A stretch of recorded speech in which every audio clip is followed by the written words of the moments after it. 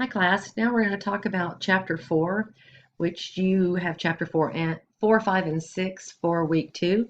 This is a pretty long PowerPoint. What I'm going to do is post it in two places. I'm going to post it with my voiceover to point out really the most important aspects of the PowerPoint, as well as I'll just post it by itself. So if you want to go back through and just read it on your own, you're welcome to do that. We're talking about the sociological explanations of delinquency. I want to mention too that we're going to talk a lot more about theory in the criminology class, but these are important because these theories apply to juveniles more so than adults. And what we do with theory is we use it to explain behavior.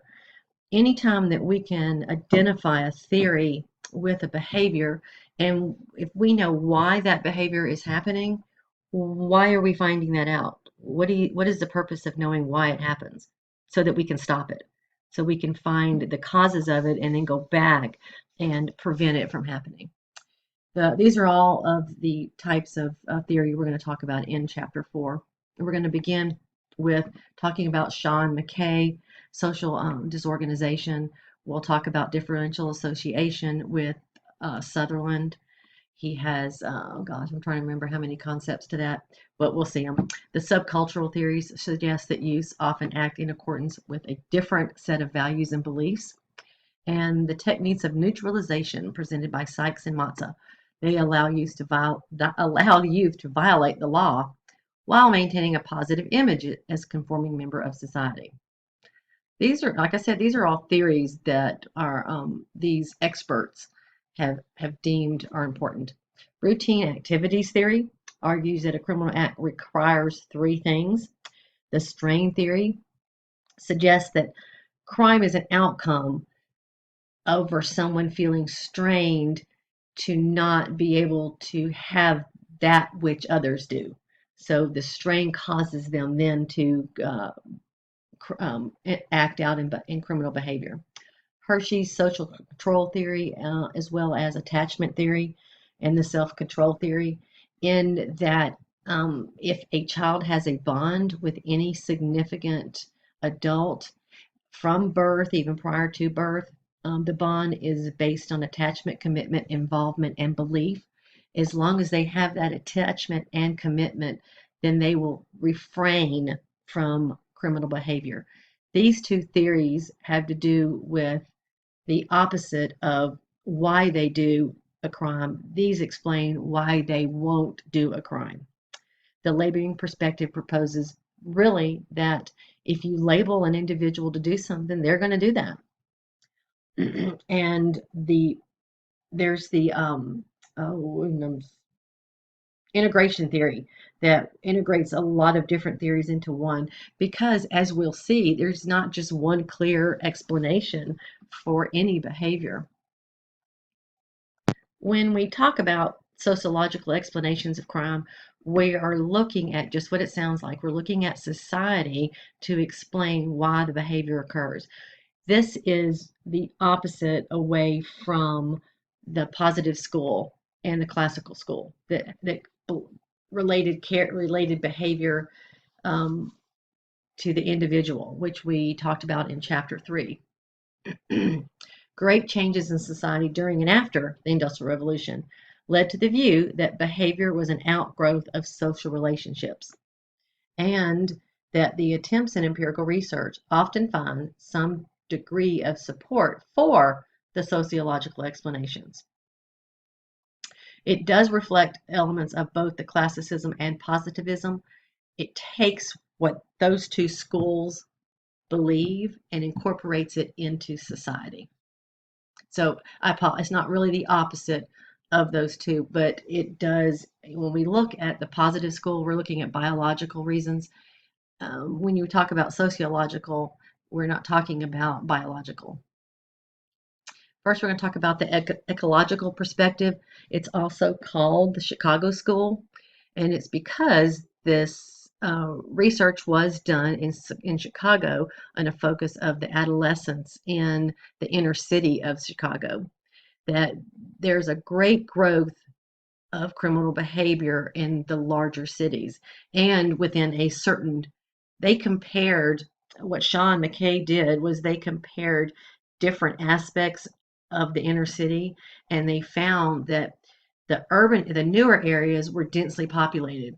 And so many of those residents were uneducated, unemployed, and couldn't speak English. And this is because due to the migration into the inner cities. And so it increased criminal activity. As I mentioned, Sean McKay, they analyzed delinquency in Chicago, where they believed that the crime and delinquency was the highest. They pointed to the same physical location in the city where economic conditions were the poorest, and that's where they concentrated their research. That the delinquency was a result of a constant turnover of people.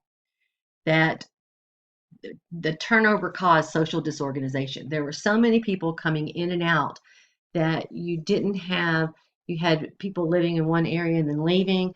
And so they were bringing in and taking out issues, and there was no real connection to the community. Nobody really cared how it looked, and they didn't take care of it because they just didn't care about it. They were going to be leaving next week or next year. Following Sean McKay, we have Bursick and Grasmick, and they just extended upon the ecological perspective. So they identified three sources, which is the private, parochial, and the public. In that, what they're looking at is the low class, high crime neighborhoods have trouble developing any sources of control, and it was the inability to control the inhabitants. There were criticisms, and we see this with each of the theories. And I just want you to understand the positives of each theory and the negatives. And as I said, we're going to talk a lot more about this in actual theory class. But the critique of the ecological is its lack of any single theory, and they attribute the results based on group data. And that is known as the ecological fallacy, where the data came from the group and not so much the individual. Knowledge that an area tells little about a specific individual. So they were actually researching and analyzing the area and the crime coming out of that area, not the type of person that was committing the crime. Move to the learning theory. This is just really like it sounds, in that you learn from what you see. So that deviance from juveniles is a result of learning and watching the behavior, especially when children see their parents commit crimes. They don't know why it's wrong. Learning theory is a subgroup of differential association. Edward Sutherland in 1939. He views crime as a culmination of various social inputs faced by individuals, and children learn to accept the deviance the same as they do conventional behavior. They see it, so they mimic it. And their major sources of learning this behavior are who they are in contact with on a daily basis: parents, peers, teachers, school, what they see and how they see others progress is what they're going to try and follow. As I mentioned, there are 9 specific points to the association theory, differential association theory. I'm not going to read them for you. They are in your book. So, and you're welcome to read them here. I'll stop for a minute.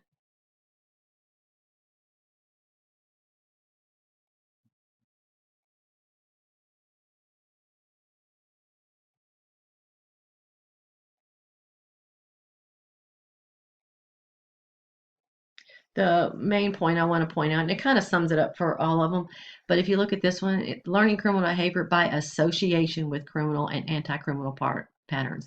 That is the basis of the differential association theory. As I said, there are critiques and concerns with every theory, and critics believe that it failed to define or operationalize many of the terms that he put in his 9 points. Differential identification by Glasser in 1956. This is another extenuation on the learning theory, proposes that personal association is not always necessary. So this is different than what Sutherland is saying. Real and fictional presentations on television and other mass media provide information concerning acceptable behavior. How many times have you heard that these video games are teaching our children that it's okay for violence, as well as TV shows? They see an actor killed in one show and back alive in another, so they don't understand the finality of death. Children assume the role that is portrayed in the media. What they see is cool. They want to be like that. Excuse me. Again, more on learning theory. Jeffrey in 1965, differential reinforcement.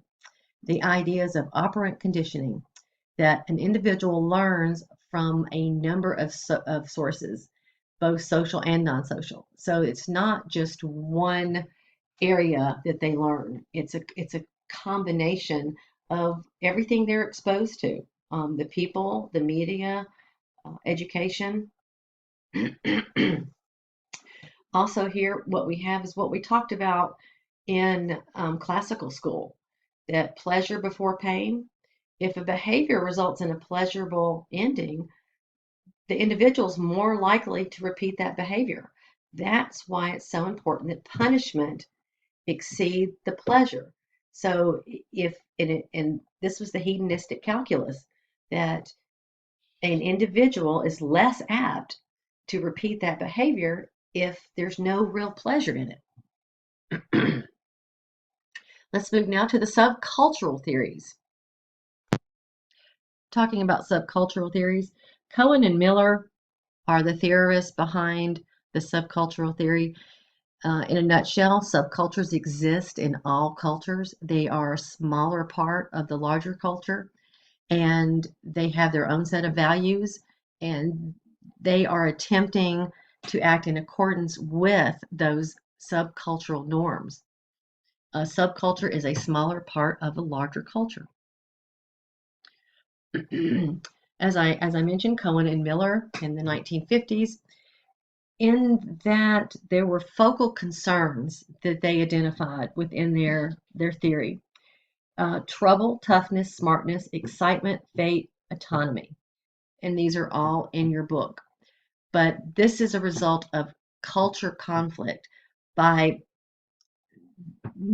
trying to follow one set of rules that are in conflict with the other, therefore will cause the individual to violate one, either the subculture or the culture. This applies to more lower class boys, because they're expected to follow the goals and aspirations of the middle class, and they feel ill-equipped to compete, and therefore they cannot succeed in the middle class, and therefore they turn to criminal behavior. This is called the lower class theory. We look at malicious, negativistic, and non-utilitarian. This is the immediate hedonistic pleasure instead of supplying any long-term need or solution. Remember, we talked about the hedonistic calculus. So this is just referring to the immediate pleasure, not over long term. Miller extends the male subcultural theory, that the lower class operates under a certain set of values, which are called the focal concerns that I just mentioned, and we'll see in just a second. That the main goal is to follow these concerns of their class and peers, not the other norms that they see as not relevant to their subculture. Deviant behavior, therefore, is a byproduct of following these subcultural focal concerns. As I mentioned, they're trouble, toughness, smartness, excitement, fate, and autonomy. Take a minute to read these in your book so you understand. Looking at smartness, basically the idea of being streetwise. The concern is how to manipulate the environment and others to your own benefit. In the long run, individuals have little control over their lives. They believe that it's fate. Just luck and fortune are going to dictate their behavior. Not hard work, but something's just going to fall in their lap. They'll be shown what they need to do. Sykes and Matza designed supported the techniques of neutralization, And this is a little bit different than looking at the subculture. They're stating that no individual operates exclusively just in the subculture, that everybody has to deal with the expectations of both the subculture and the larger culture. So there are 5 techniques of neutralization that people use to neutralize the reasons behind doing why they do what they do. So they use these 5 techniques to explain the reasons for their behavior. They denial responsibility. They may claim that it wasn't their fault. They were forced to do it. Denial of injury. No one was really hurt. I stole from Walmart, but they're such a big company. Nobody's hurt by me doing that. Denial of the victim. That there really is no victim, especially in violence. Well, they started it. If they hadn't have said what they had, there's no victim here. I'm the victim. They condemn the condemners. In essence, the condemners are also considered deviant, and they appeal to higher loyalties. The juvenile may see greater reward and more loyalty to the subculture group, which in turns will lead to deviant behavior because they're bringing in a conflict in between the subculture and the larger culture. Again, there are concerns and issues for every theory. If you act a certain way, that you're in a subculture, which is why you act that way. So it's a labeling. You are acting just like that group of children down the street, and therefore you're acting that way because you're in that group, and you're in that group because you're acting this way.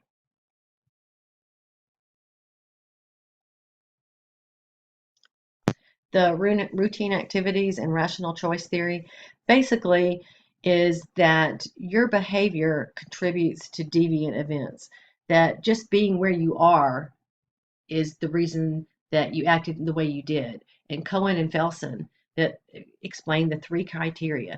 There has, in order to be considered a deviant behavior, there's the presence of a suitable target, a motivated offender, and an absence of guardians.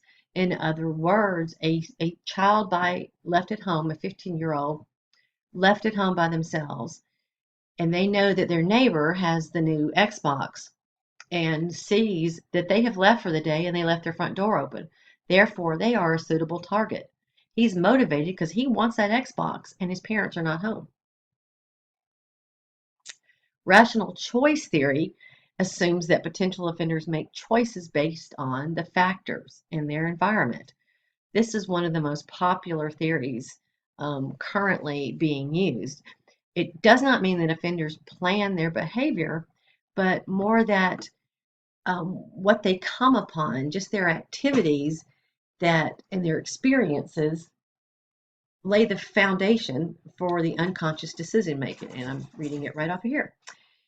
If one assumes that youths do not have the capacity to make informed decisions, to what extent can it be claimed they are making rational choices?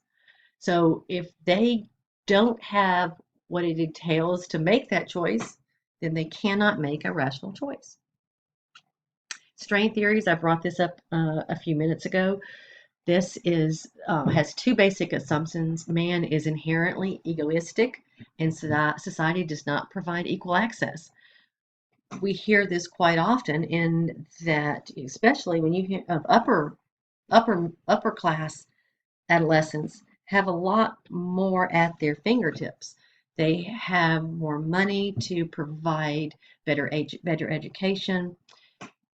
There is more available to them, and therefore those that don't have those same um, resources at their hands will then use criminal behavior to get there. That there's a strain that causes someone to act a certain way. Anonymy is a term you'll hear when we talk about strain theories. It may result in various forms of deviant behavior, including crime. It's a state of normlessness that an individual is unable to follow the norms of society. It's when there's, as I said, when there's that mismatch of the expectations and the means to get to those goals. It's called a state of anomy, a state of normlessness.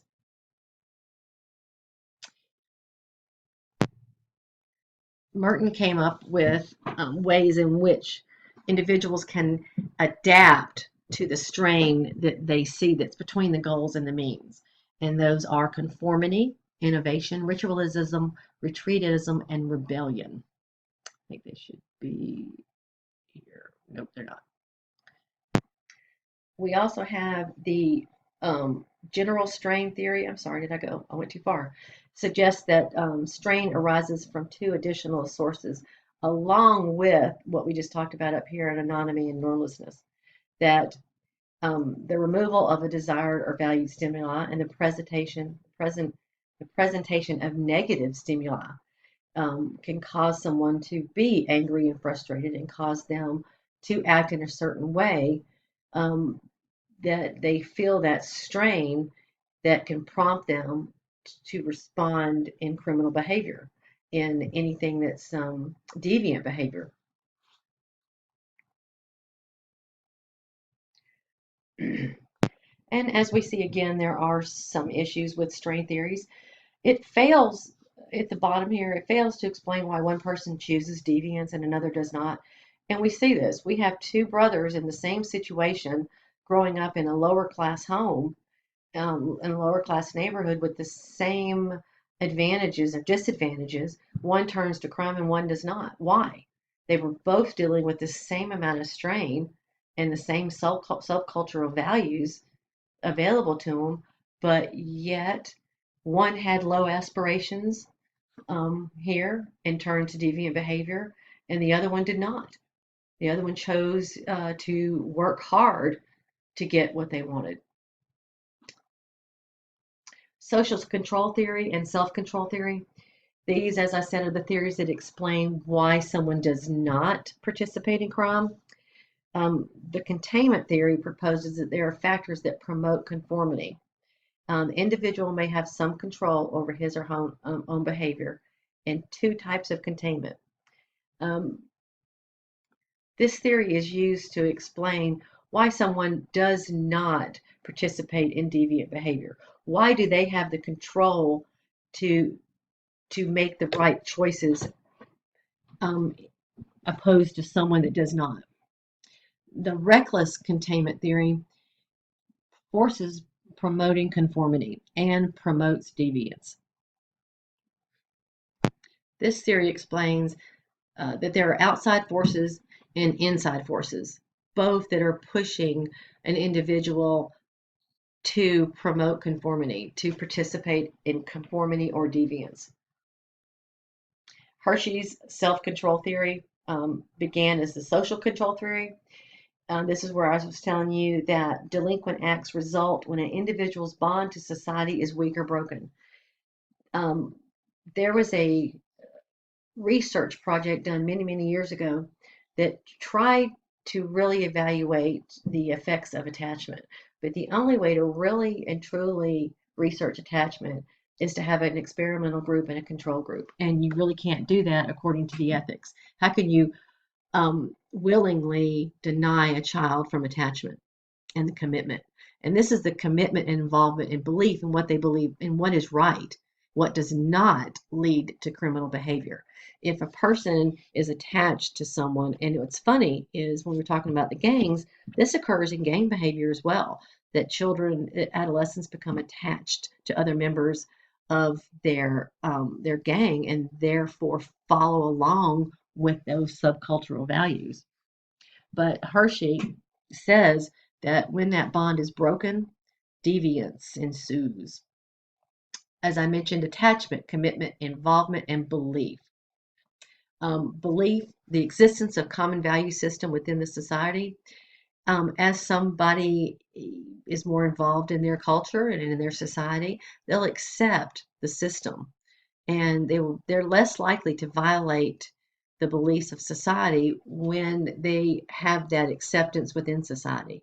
If they're involved in society, they are less apt to participate in deviant behavior. They're too busy. Someone that is committed uh, to their society, is committed to the proper endeavors within their life, is less apt to participate in criminal activity. And I've mentioned and discussed attachment.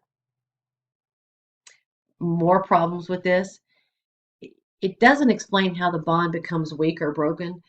And this is because there are children that have that attachment and all that bond as a child, but yet they still turn to deviant behavior.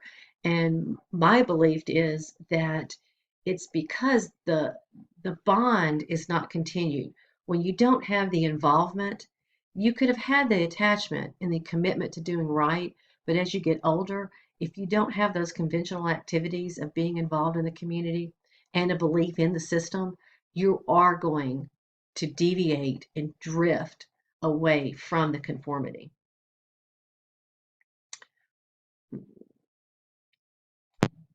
In here in 1990, Hershey got together with Godfredson, and as a part of the social control theory, you had the self-control theory, that if you lose your own self-control, then you're more apt to participate in deviant behavior, and that self-control is a result of good parenting. The labeling perspective we move to, as I told you, is very simple, in that if someone is labeled deviant, they will therefore become a deviant. Tannenbaum, he saw the sanctioning of a deviant behavior as a step in altering a juvenile self-image. That if you tell a juvenile especially, over and over again, that they are delinquent and what you did was wrong and you are a bad person, they will become a bad person. And I mentioned this in class, that especially with juveniles, they're not bad individuals when they commit a crime. They've just made a bad choice. But if they are told over and over, you're bad, how many times have we seen this? Well, fine, okay, I'm bad. And this is labeling perspective. There is primary and secondary deviance. Primary deviance, actions are rationalized or otherwise dealt with as functions. Secondary deviance begins to employ their behavior or a role based upon the means of defense or adjustment to the problems that they see. Behavior is secondary if the act cannot be rationalized as the outcome of a non-deviant social role and is committed as an attack or defense against society's reaction. Um, this simply just means that an individual's perspectives are derived from the outside world. Reasons that you would conform to the label that you were given. It makes participation in a conventional activity difficult if you're told you can't do that work. They're labeled that way that they're not even going to be able to do that work. So when you give someone a label, they're more likely to adhere to that label than general society. The last theory we're going to talk about is integration and elaboration. And this is what I said, where you actually take different aspects of different theories and you combine them. So you're taking, as we said, not all of them, not every theory can be used to explain all types of behavior.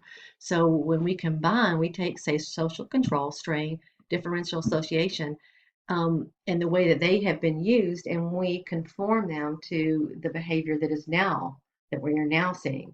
An example, strain is seen as leading to a weakened bond with society, which can turn to increased bonding with your deviance.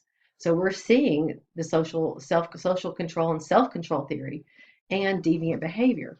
And mediating this entire process is considered the learning behavior.